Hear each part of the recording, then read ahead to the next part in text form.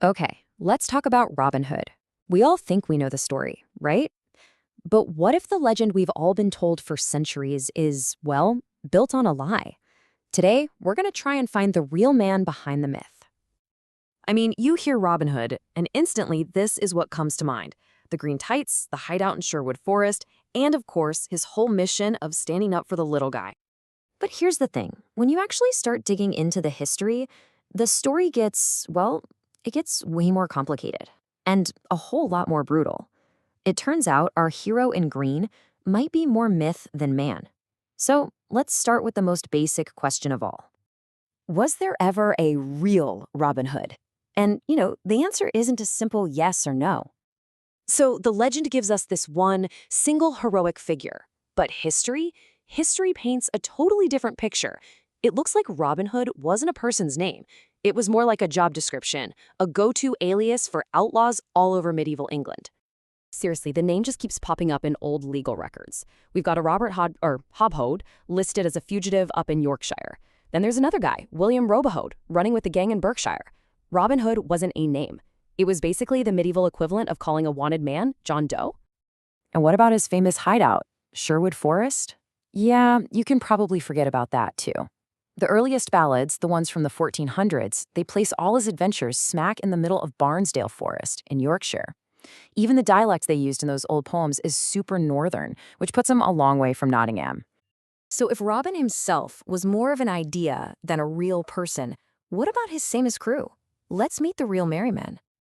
We all know Little John, right? Robin's ironically named massive sidekick.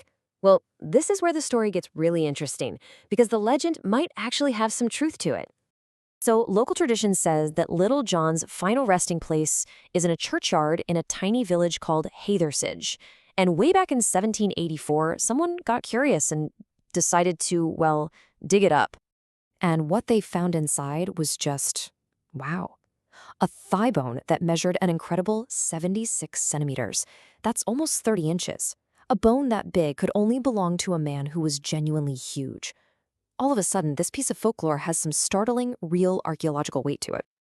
But, while Little John seems to have been there from the start, the rest of the gang wasn't all assembled at once. Maid Marian, for example, she was a very late addition. Her character actually came from French festivals and wasn't tacked on to the English legend until the 16th century. And the famous Friar Tuck? He seems to be based on a real thing, outlaw priests.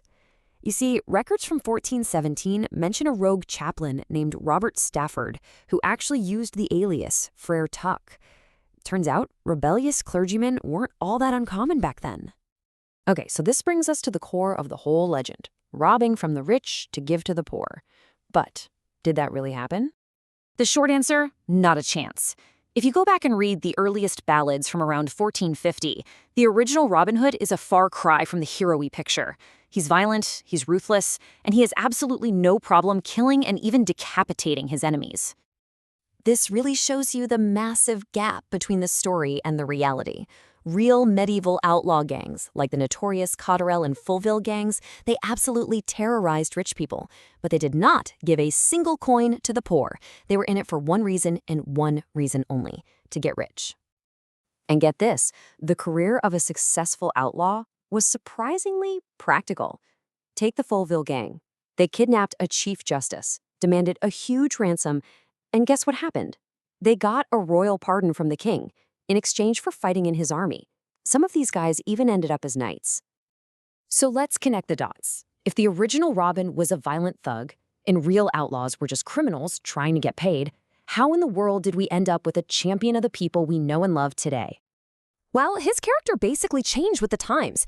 During the Peasants' Revolt, his violence was suddenly seen as righteous anger. Then centuries later, romantic writers like Sir Walter Scott gave him a complete makeover, turning this brutal criminal into a noble hero fighting for justice. The sharp, violent edges of that original outlaw were just sanded down over the centuries. Each generation reshaped the myth, turning a brutal thief into the hero they needed, a timeless symbol of justice. And maybe that's the real lesson here. The historical Robin Hood, he might just be a ghost, but his story has survived for 700 years not because of the man, but because of what the myth stands for. that deep, enduring desire for a fair world, and the powerful idea that even one person can stand up and make a difference.